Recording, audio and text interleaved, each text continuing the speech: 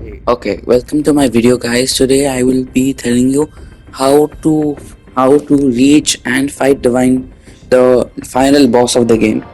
Now as you can see that Ishin is dead and Emma will give you the secret passage key. Now you have to just listen to Emma and she will tell you the general direction of where Kuro is.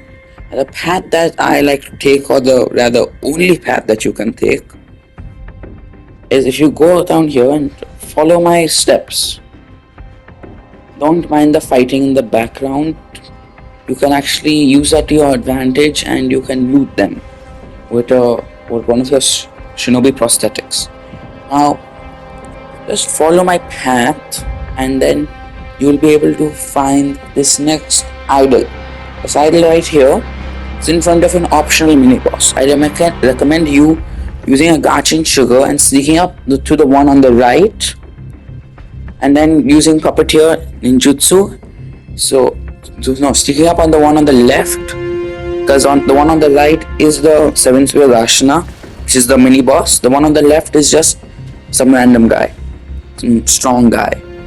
If you can use puppeteer jutsu on the one on the left, and every once in a while you can reapply it, so basically he gets more health and you can team on him. It will be quite easy to defeat him, and it's basically a free rare bead.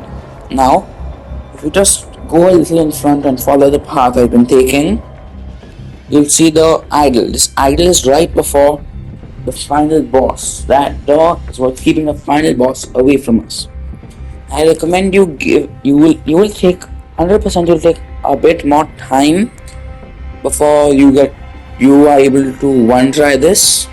As the door was locked, I have not been able to do any more tries, so you can see 100% one try if you don't count my resurrection.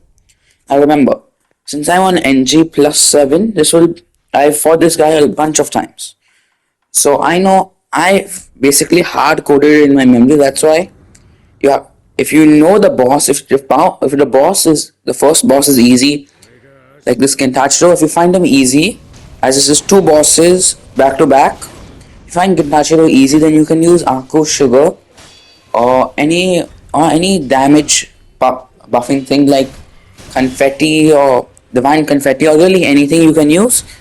I'll buff your damage and will help speed up the process. Now it's just been a while since I fight for Gentachiro. This is why it's taking quite the time.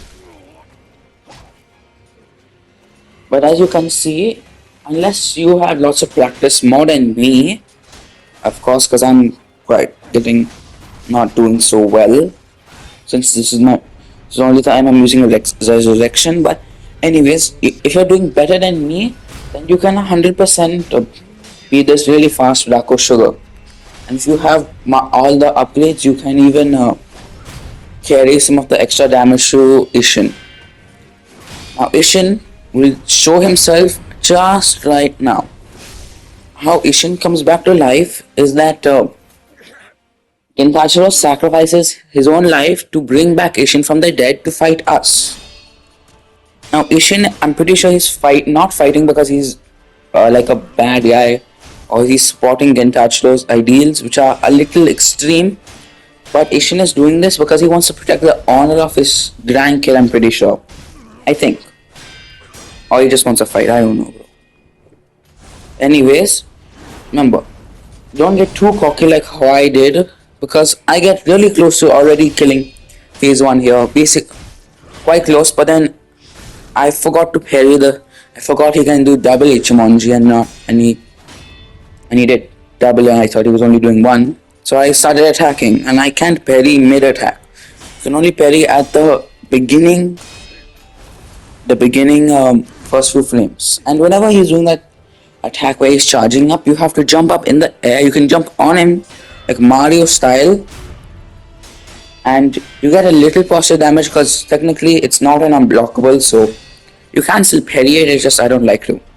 And you can see that I missed the Makiri counter.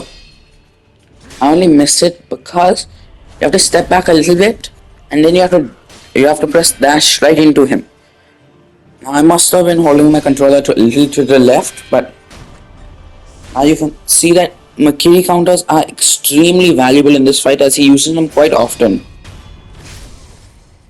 Now his second phase, you should throw a couple shurikens at him, charged, uncharged, just get a little damage so his posture gains just a little slow.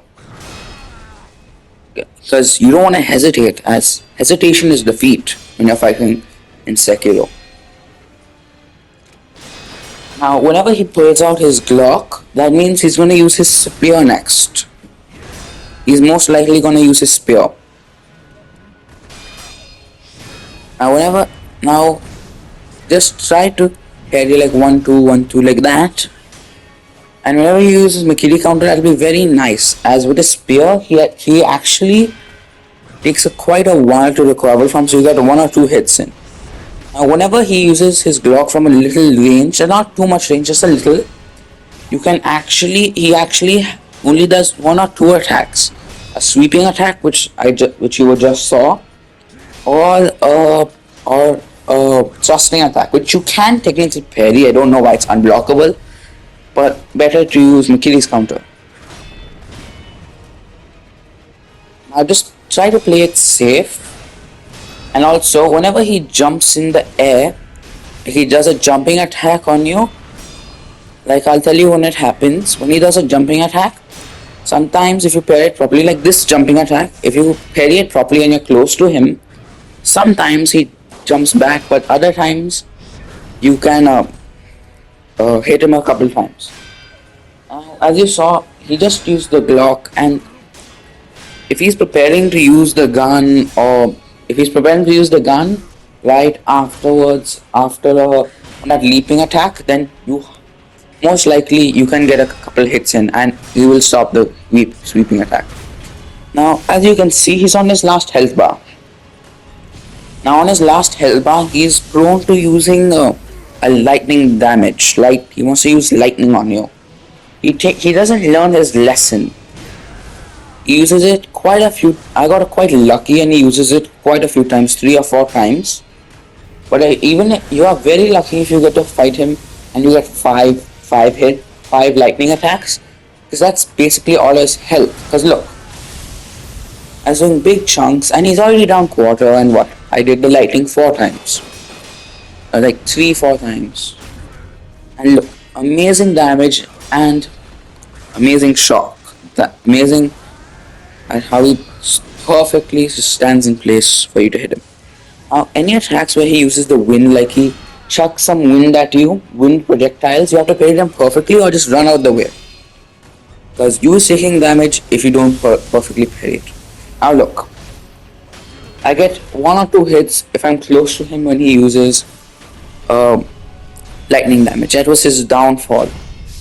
This fight is very amazing. This fight is perfect. I wish I had enough skill to fight the harder version of him, but sadly I need more practice, as you could tell. Now, to make sure he doesn't come back, to properly, honorably kill him, he even praises you for killing him. Honorably killing him, you have to take out your immortal blade, make sure he never comes back. So that was how to get and how to fight the final Saint Isshin, final boss. There's only 2 final bosses in this game, Saint Isshin and another Isshin for the Shura ending. Thank you for watching my video.